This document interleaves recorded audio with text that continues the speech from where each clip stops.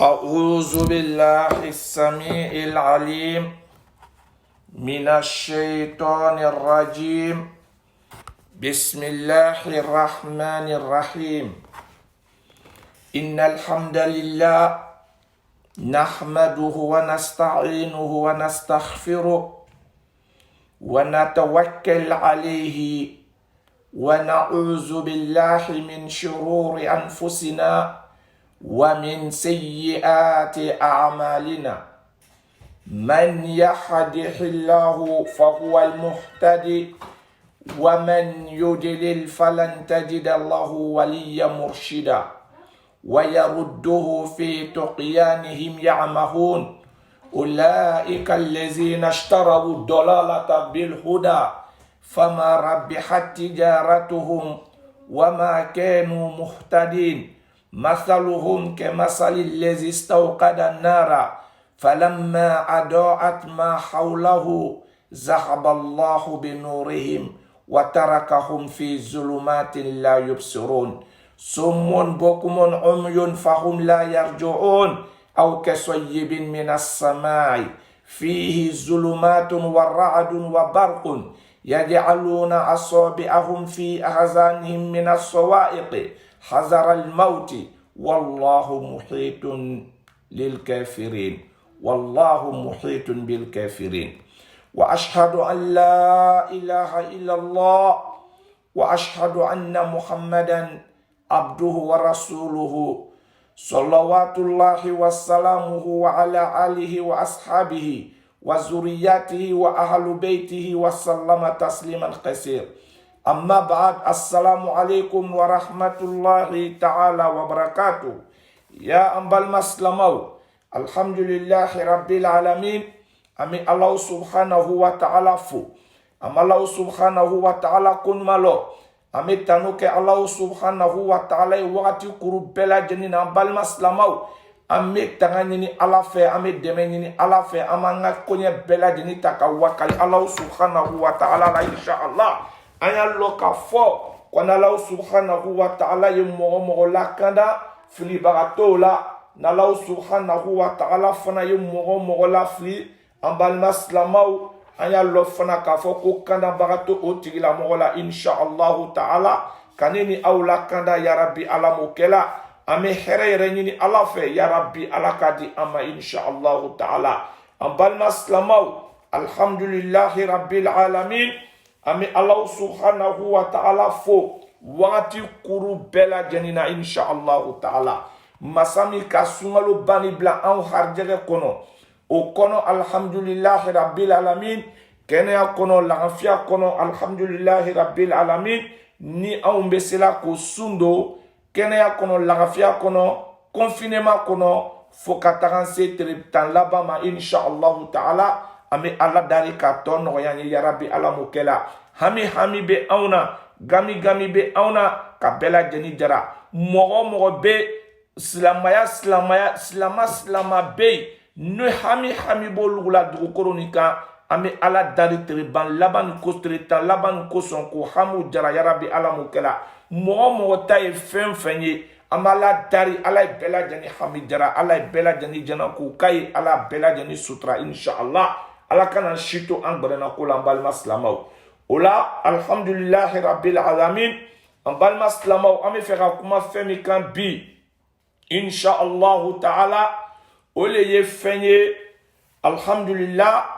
amina kuma qur'ana le kan bi amina kuma suratul baqara haya keme fla ani biloruni ani wurunfla insha Allah ta'ala. بل مسلم الله سبحانه وتعالى بعد أعوذ بالله السميع العليم من الشيطان الرجيم. بسم الله الرحمن الرحيم. أقول الله ولي الذين آمنوا يخرجهم من الظلمات إلى النور والذين كفروا أولياؤهم الطاغوت يخرجونهم من النور إلى الظلمات أولئك أصحاب النار هم فيها خالدون. ولما المسلمون Allah ko Allahu kwa ale ala waliyul lezina amanu ko mogo munu limanyala ale alama kale ala le oluka kotiye alhamdulillahi rabbil alamin. Mogo ko la ilaha illallah Muhammadu Rasulullah sallallahu alayhi wa sallam ni ma kɛ munafigi ye Allah subhanahu wa ta'ala le y'i ka kotigi ye Allah subhanahu wa ta'ala ye mɔgɔ ka kotigi ye an balima silamaw an y'a lɔn k'a fɔ Allah subhanahu wa ta'ala t'olu tigilamɔgɔw to dibi la hali ni filila Allah subhanahu wa ta'ala ka fisamandiya kosɔn Allah b'i bɔ o fili la k'i bɔ o dibi la ka na n'i ye nɔrɔ la Allah b'o fɔ an ɲɛna sisan inshallahu ta'ala a ko mɔgɔ minnu limaniyala ko ale Allah subhanahu wa ta'ala le ye olu tigilamɔgɔw ka kotigi ye a bɛna mun kɛ yukhrijuhum mina zulumati ila nur k'a bɛ olu tigilamɔgɔw bɔ dibi la kafiriya dibi munafigiya dibi ɲaŋaɲaŋa dibi waso dibi galonfɔ dibi bisigiya dibi koɲɛɲini dimi kɔrɔfɔli dibi wallahi mɔgɔ hasidiya dibi Ala bɛ nin bɛɛ lajɛlen bɔ olu dusukun na k'i bɔ nin dibi la ka taga n'i ye min ila nur silamaya diina cɛɲuman kan inshallah Ala b'i ka limaniya ka a sanuya ka d'i ma k'i bɔ ninnu koɲɛ nin bɛɛ lajɛlen na n'i kɛra Allah subhanahu wa ta'ala ka kotigi ye an balima silamaw ka ne ni aw kɛ Ala ka kotigi ye yarabi Ala m'o kɛla i tɛ kɛ Ala ka kotigi ye fo ye taga sɔrɔ ni diɲɛ ko k'i sɔrɔ i b'a ta ka siri kɔ ka di Allah subhanahu wa ta'ala ma wallahi ko k'i sɔrɔ ile tɛ taga mori banani fɛ yen ko k'i sɔrɔ i tɛ taa jotigi fɛ yen ko k'i sɔrɔ ile titigi a fɔ mɔgɔ ɲɛna ko y'o ko ɲɛɲini ka di ma i b'a bɛɛ lajɛlen ta ka siri kɔ ka di Ala le ma n'o kɛla wagati min na iyyaka na'budu wa iyyaka nasta'in i b'o min fɔla i ka seri kɔnɔ wagati kuru bɛɛ lajɛlen na yantigi Ala mile Ala kelen pe le bato la kɛrɛnkɛrɛnnenya la Ala mile le bato la Ala kɛrɛnkɛrɛnnenya la n bɛ dɛmɛ ɲini Ala le fɛ ile b'o fɔla wagati kuru bɛɛ lajɛlen na i ka seri kɔnɔ mais mɔgɔ sɔn ni problème k'i le sɔrɔ ile bɛ dɔ wele ko y'o problème fili ɲɛna ile b'o tigilamɔgɔ wele ko tigilamɔgɔ y'o ko filɛ ka di ma n'o tigilamɔgɔ bɛ se ko la n balima silamaw wallahi billahi tallahi taga lɔ a y'a porte kɔfɛ y'a kungo n'a y'a fɔ a y'a f'i ɲɛna mɔgɔ min lɔ n'a y'a porte kɔfɛ a tɛ se foyi de la n balima silamaw o la silama mɔgɔ ko la ilaha illallah muhammadu rasulullah sallallahu alayhi wa sallam i y'a koɲɛ bɛɛ lajɛlen ta ka di Ala ma alhamdulillah i n'a fɔ an bɛ min kɛ la ni gbaragbara ko lajarabili ka mɔgɔ minnu sɔrɔ an bɛ ɲɔgɔn wɛrɛ groupe kan silamaw an ye duwawu ka tigilamɔgɔ ye wallahi dani kunandi Ala kelen pe le ka lɔ an ka sa n'an bɔla ka duwawu kɛ ko la groupe musulman kɔni bɔla ka duwawu kɛ mɔgɔya ko la alhamdulillahi rabbil alamin a bɛɛ lajɛlen jaabila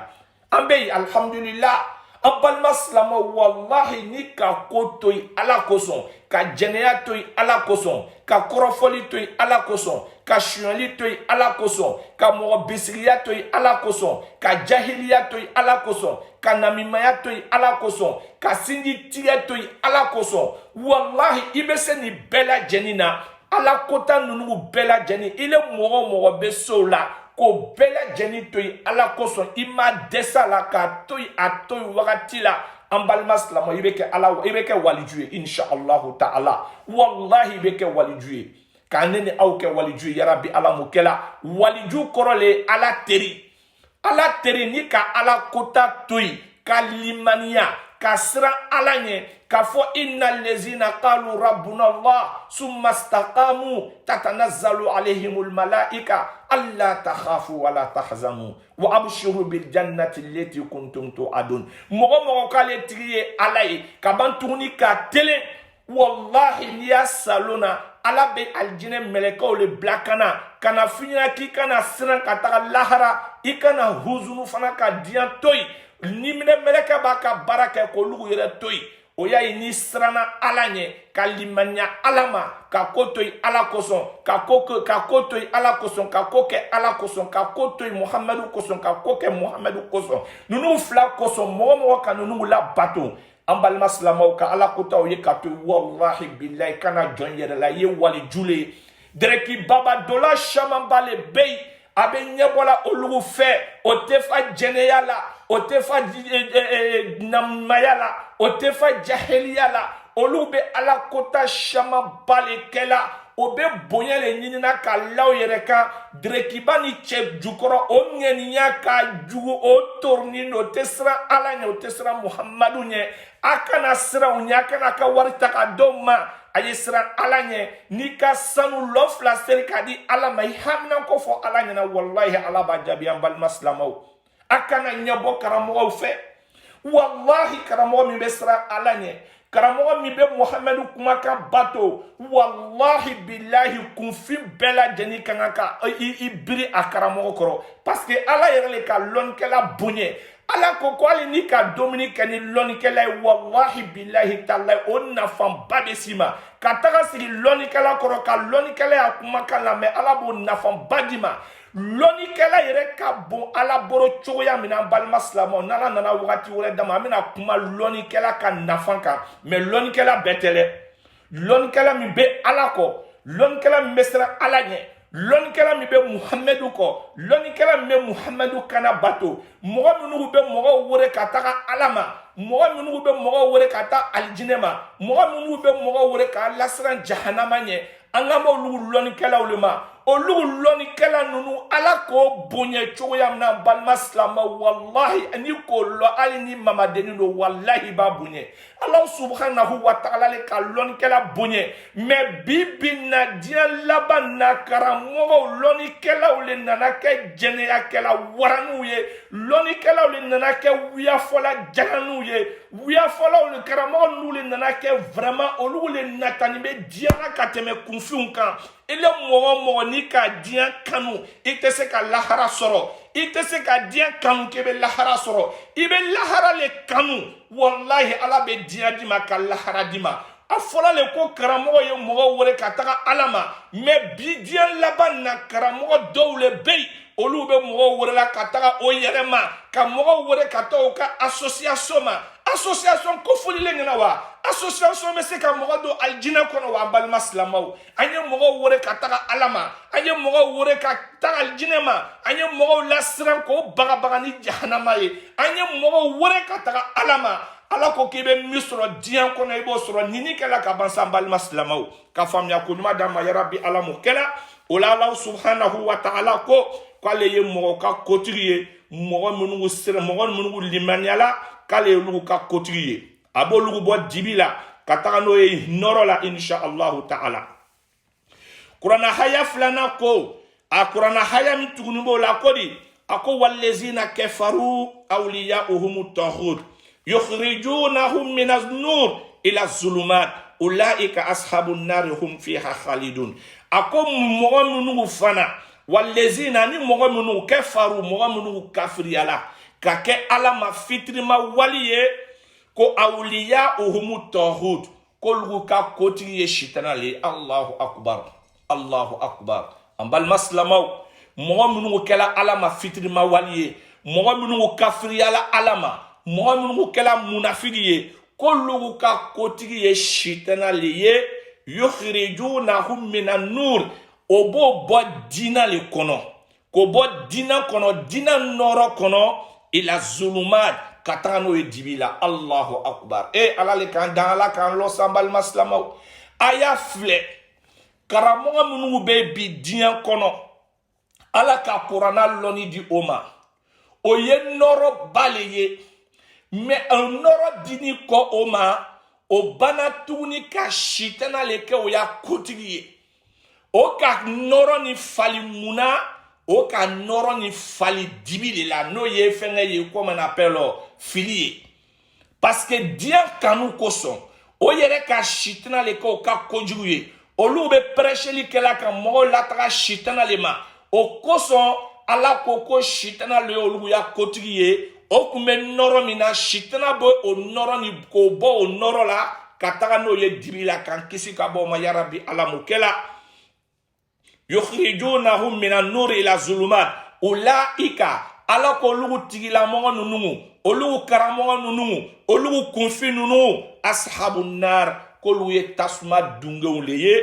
lahum ashabun nar hum fiha khalidun ko tasuma mi o bena taga dume a kono badam an balima silamɛw tɛna bɔ. Allahu akbar. Ala kile wuro silamaya kono o ye nɔrɔ ye. Wallahi ile ka diɲɛ ye i ma siran Ala ɲɛ, i ma Muhamadu kana batu. Wallahi ile ma tugu ni fɛn Ala bani kɔ, i ma tugu Muhamadu kɔ a ka jɔn bani fo ka taga tugu sitana kɔ diɲɛ kanu kosɔn. Ko jama bɛ n kɔ, olu bɛ mɔgɔw worele ko jama ye na olu kɔ. Jama bɛ se ka mun k'i la? I yɛrɛ banana i taga lala dɔgɔtɔrɔso la, jama ka mun k'i la? I bɛna sa, i bɛna taga lakayi, sakara nin bɛna dimi bɛna k'i kan, jama bɛ se ka mun kɛ? I bɛna taga la kaburu kɔnɔ, jama nin bɛna taga la n'ile ye kaburu kɔnɔ wa? I furumuso yɛrɛ tɛna taga la n'i ye kaburu kɔnɔ, i wolodenw tɛna taga la n'i ye kaburu kɔnɔ, i balimaw tɛna sɔn ka taa la n'i ye kaburu kɔnɔ, jama nin bɛna taga la n'i ye kaburu kɔnɔ. Ni bɛɛ lajɛlen an bɛ tigi fili wagati min na, ni bɛɛ lajɛlen bɛ kɔ du la. Jangata commencé la, i n'i y'a kuranna, i n'i y'a daja, i n'i y'a dabara baya. Wallahi billahi tala i filɛ dingɛ nin kɔnɔ, se t'i ye, dabari t'i ye. I kan siri nin bɛ, i disi siri nin bɛ, i sen siri nin bɛ, i barakɔrɔyɔrɔ siri nin bɛ. Wallahi billahi ni lon ye lebu lon ye, ni lon ye jangata lon ye. Jangata fɔla parce que il est k'i ya nɔrɔ fali jangata lila.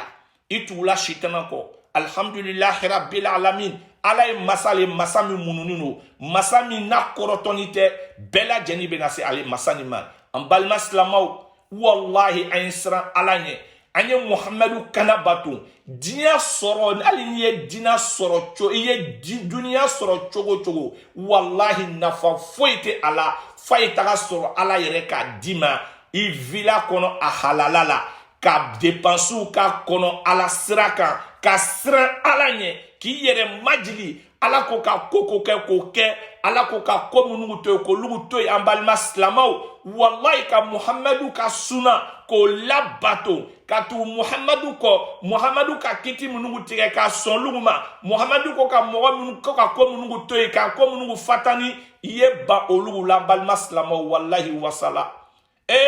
An balima silamɛw, cɛ dɔ nana londora Ala kana, cɛ dɔ nana kana Alakira ɲininka sallallahu alayhi wa sallam. A ko Alakira ma alayhi salatu wa salam,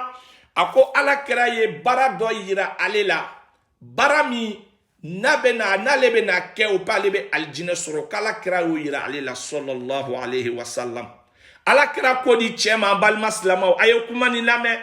parce que mɔgɔw bɛ kan, karamɔgɔ bɛ kan ka bara caman ba le yira mɔgɔw la, bara minnu Alakira ma kɛ. Alakira ma ko kɛ, wallahi billahi tallahi, hali ni suno, hali ni saraka bɔlo, hali ni seri yɛrɛ lo, wallahi n'Alakira ma kɛ, ni k'a kɛ i ka bara fu le kɛ, i yɛrɛ bɛ ban tuguni ka jangata sɔrɔ parce que i nana ni ko kura ye an ka diinɛ kɔnɔ, an balima silamɛw. F'an ye nin yɔrɔ ni kɔlɔsi. Wallahi Alakira ka kumakanw bɛ, hadisa sanubaw bɛ yen, a ka seri minnu yira mɔgɔw la olu bɛ yen, a ka fɛn minnu yira mɔgɔw la olu bɛ yen, a ka mɔgɔw fatanu ka bɔ fɛn minnu kan olu bɛ yen, an balima silamɛw ka faamuya ko ɲuman di ne ni aw ma yarabi Ala m'o kɛla. O la cɛ nana ka na Alakira ɲininka sallallahu alayhi wa sallam. A ko Alakira, n bɛ fɛ i ye baara yira n na, baara min ni ka kɛ n bɛ aljinɛ sɔrɔ. A y'a filɛ Alakira bɛ na min fɔ cɛ ɲɛna sallallahu alayhi wa sallam. A ko cɛ ma, tashhadu an la ilaha illallah wa tashhadu anna muhammadan abduhu wa rasuluhu. Ko cɛ ye seereya k'a fɔ ko tigi wɛrɛ tɛ yen fo Ala kelen pe. Ani cɛ ye seereya k'a fɔ ko an ni Muhammad alayhi salatu wa salam, ko Ala ka jɔn don, Ala ka ciden don kelen. Wa tuqimu sola. Ani cɛ ye seri farida loru k'a y'o seri. Wa tuuti zaka. Ko cɛ ye jaga bɔ san o san, n'a sela ka wari dɔ garder, n'o wari valeur sela jaga bɔ ma, a y'o jaga bɔ. Watasumu Ramadan. A ko watasumu Ramadan, a ko cɛ ye sunkalo sun fana, a y'o o fana sun, ni a se b'a ye, ni bana tɛ a la, ni kɔrɔya ma dɛsɛ, n'a bɛ se ka sunkalo sun kɔni sun, a y'o sun.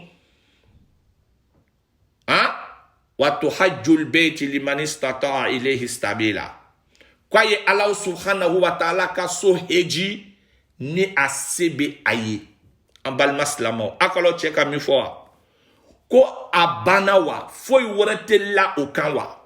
alakira ko cɛ ma ko foyi tɛ la o kan a ko Allahu akbar ko ni nka nin kɛ bɛ don alijinɛ kɔnɔ wa alakira ko cɛ ma sallallahu alaihi wasallam ko n'i ye nin kɛ i bɛ don alijinɛ kɔnɔ alhamdulillah cɛ tagala cɛ k'i kɔ don min kɛ alakira ko a ka sahabaw ma ko n'a bɛ alijinɛden ɲini na ko cɛ min bɛ tagala nin ye ko alijinɛden don an balima silamɛw n'an ka fila fɔla ya wa han seri farida silamaya yɛrɛ fondation o le bɛ nin lori nin ye silamaya sigila fɛn lori min kan o le bɛ nin alakira ko dɔrɔn pe le di cɛ ma ko ni cɛ fana ko dɔ wɛrɛ tɛ la kan ko la an balima silamɛw a ko a ka sahabaw ma n'o bɛ alijinɛden ɲini na ko alijinɛden de bɛ cɛ nin ye ko o ye cɛ ni yɔrɔ ɲini k'a ye ko bɛ alijinɛden dɔ ye ka ne ni aw kɛ alijinɛden yarabi ala m'o kɛ la o la an balima silamɛw Ala subhanahu wa ta'ala ko ni mɔgɔ min kɛla ale ka kotigi ye a bɛ bɔ dibi la a bɛ taga n'i ye nɔrɔ la ko ni mɔgɔ min fana kɛla sitana ka kotigi ye ale bɛ bɔ nɔrɔ la ka taga n'i ye dibi la ala bɛna kisa dɔ fɔ an ɲɛna insha Allahu ta'ala an ye kisa nin lamɛn an bɛna ka kisa nin lamɛn k'a faamuya an bɛna ye k'a fɔ jaa n'i y'a kotigi ye ala tɛ sɔn i bɛ to dibi la alam tara ila allazi haja ibrahima fi rabbihi an ataahu Allahu al-mulka إذ قال إبراهيم ربي الذي يحيي ويميت قال أنا أحيي وأميت قال إبراهيم فإن الله يأتي بالشمس من المشرق فأتي بها من المغرب فبهت الذي كفر والله لا يهدي القوم الظالمين الله أكبر أمبال مسلمو نيكني تشدولي تشمي ni Allah subhanahu wa ta'ala ka fisamandiya kɛ cɛ nin ye Allah subhanahu wa ta'ala a ka masabaya di cɛ nin ma cɛ nin ka masabaya kun a y'a masaya kun ka bon fo ka tɛmɛ Allah subhanahu wa ta'ala kun ka diɲɛ di cɛ nin ma o kɛla min kɛ cɛ nin filila a yɛrɛ ma cɛ ko ko ale ye ala ye ni cɛ nin ni an fa Ibrahim nabila Ibrahim qalilullah ani ale le bɛna kana sɔsɔli kɛ cɛ ni nabila Ibrahima olu le bɛna kana sɔsɔli kɛ cɛ nin ko di ala ko a ma ko alam tara a ko ya Muhammad ile ma yeri kɛ wa ila lezi ka taga cɛ ma haja Ibrahima fi rabbihi cɛ min ka sɔsɔli kɛ ni Ibrahima ye a tigi ka ko la a tigi ala ka ko la ni tun ye cɛ dɔ le ala b'a fɔla Muhammadu ma ko yala Muhammadu ma cɛ nin ye wa cɛ min ka sɔn ka sɔsɔli kɛ ni nabila Ibrahim ye ala ka koɲɛ na parce que ala subhanahu wa ta'ala ka kuranna kisaw ka bɛɛ lajɛlen ɲɛfɔ Muhammadu ɲɛna i n'a fɔ vraiment un film kuranna ka di an balima silamɛw ala bɛɛ lajɛlen kɛ kuranna lɔnbaga ye hali n'i ma kuranna lɔ kuranna lɔnbaga a bonya ala b'a barika d'i ma kuranna lɔnbaga sigi a gɛrɛfɛ a y'a kumakan na mais le fait que tu écoutes même les prêches wallahi billahi Dieu te récompense assis à côté un ulama, un oustaz qui a la crainte de Allah, qui a la crainte du prophète alayhi salatu wa salam. Quand tu t'assois à côté de lui, de l'écouter, Dieu va te récompenser. Donc ceci était un monsieur qui est en train de discuter avec Ibrahim, l'ami de Allah subhanahu wa ta'ala, au sujet de Allah subhanahu wa ta'ala. Tchèkoudi, an ata'ullahul mulku. Ce monsieur-là, Dieu l'avait donné vraiment le pouvoir. Il avait la royauté. Alhamdulillah. Donc, il est en train de discuter avec Ibrahim Khalilullah. Izi qala Ibrahim Rabbi allazi yuhyi wa yumit. Lorsque Ibrahim dit à ce monsieur-là que lui, son Seigneur, celui qui crée les gens et celui qui tue les gens. En balma slamo, Kala, le monsieur l'a dit, Ana uhuyi wa umit, que moi aussi, je peux rendre vivant et je peux tuer aussi moi-même. Ibrahim dit, Ibrahim dit, fa inna Allah ya'ati bishamsi min al-mashriqi. Ibrahim dit que lui, son Seigneur, chaque jour, il fait venir du soleil par Qibla et il fait descendre le soleil par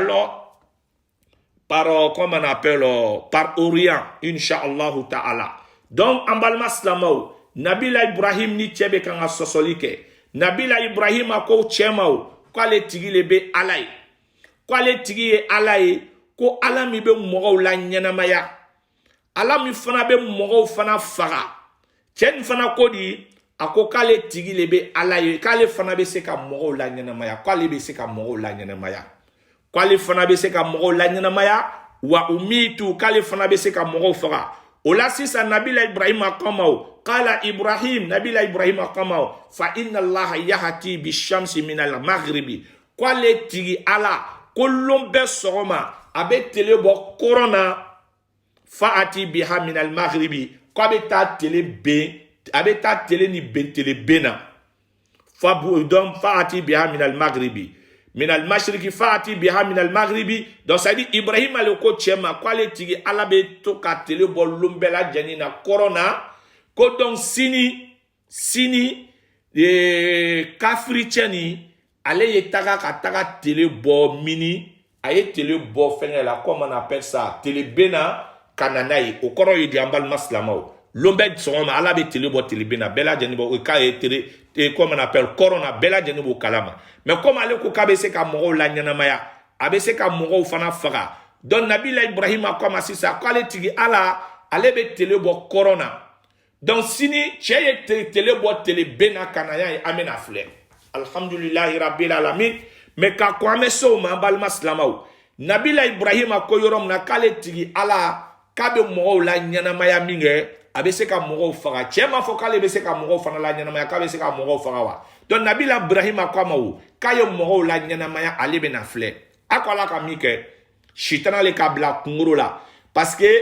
ni ya kotigi ye ala be miriya nyuma dima ni ya kotigi fana ye shitana fana le be miriya dima be wasu do dusukuna kiya keta ya keta donc comme tieni ye kafiri ye aya kotigi ye shitana ye na shitana le be na fanya na sisa ko ibe mogo flamine ni ka mogo flam na ebo lugulalo ni ko lugulalo ibe kelen faga ni ka kelen faga ibe to kelema bla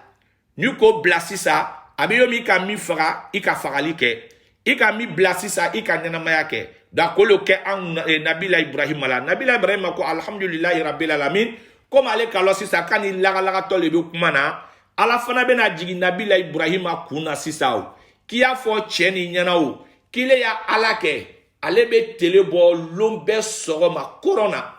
donc afa cheni nyana ko sini aye tele bo tele bena amena fle kanana e corona ambal maslamaw o kela minge fabuhita lezi kefera fabuhita lezi kafara kafriche da brena atese ko kew abese ko ke chogodi ale ma mo flam ne ka kelen faga ka kelen bla kale ka donyana mana ka do faga wa ala fana koko Nabila Ibrahim ya fanya na kosina e kalobo tele bena kananai atese koke amaso koke minge kuma da bena kafri cheka la yahdi in wallahu la yahdi alqawma zalimin anya loka foko ala ate tonyoni kela la kana ambal maslamo Allah subhanahu wa ta'ala ate tonyoni kela la kana donc haya wara be tuwe kisa wara boy tuguni munu fana kadi kateme nunu kan mais inshallah ta'ala ame sunela donc mogo segani no wajibili yere ka breleri na amena bitala loya inshallah ta'ala nana wakati wara di ama inshallah ta'ala ni kisa nyona shababa lebe Qur'ana kono amena kisa nunu interpréter awye inshallah ta'ala Allahumma farija hammina wa kashifa ghammina ومجيب دعوة المضطرين رحمن الدنيا والآخرة اللهم ربنا ظلمنا أنفسنا وإن لم تغفر لنا وترحمنا لنكونن من الخاسرين اللهم صل وسلم وبارك على محمد وعلى آل محمد كما صليت على إبراهيم وعلى آل إبراهيم وبارك على محمد وعلى آل محمد كما باركت على إبراهيم وعلى آل إبراهيم في العالمين إنك حميد مجيد صلي سبحان ربك رب العزة عما يصفون والسلام على المرسلين والحمد لله رب العالمين وآخر دعوانا عن الحمد لله رب العالمين والسلام عليكم ورحمة الله تعالى وبركاته الحاج إمام أستاذ الحسن بامبا نياكا كرمودي إن شاء الله تعالى kisaw caman bɛ kuranna kɔnɔ n'ala sɔnna ma inshallah ni sunkalo nana nɔgɔya an bɛna kisa ninnu walawala aw ye dɔɔni dɔɔni inshallah wassalamu alaikum